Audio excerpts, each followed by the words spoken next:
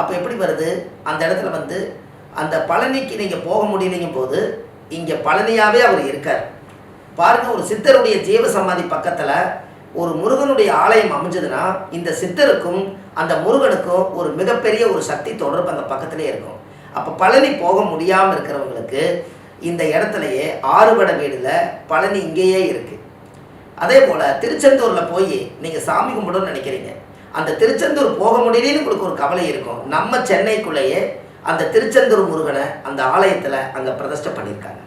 இதெல்லாம் முன்னோர்கள் பாருங்கள். அந்த காலத்தில் ஒரு மரம் இருக்குதுன்னா அந்த மரத்துலேருந்து எத்தனை கிளைகள் இருக்குதோ அதுபோல் கோயிலில் இருக்கக்கூடிய தெய்வங்களும் கூட கிளையாக இருந்து நம்மளுக்கு அருள்பாலிக்குது.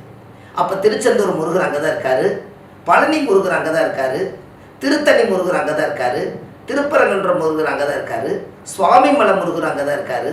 இப்படி எல்லா ஆறுபடை வீடு கொண்ட திருமுருகன் அந்த கடலோர பகுதியில் அலையோசை கேட்டு ஓம்ங்கிற அலையோசையோட உங்களுக்கெல்லாம் சக்தி கொடுப்பதற்காக சென்னை மாநகரிலேயே அமைஞ்சிருக்கு.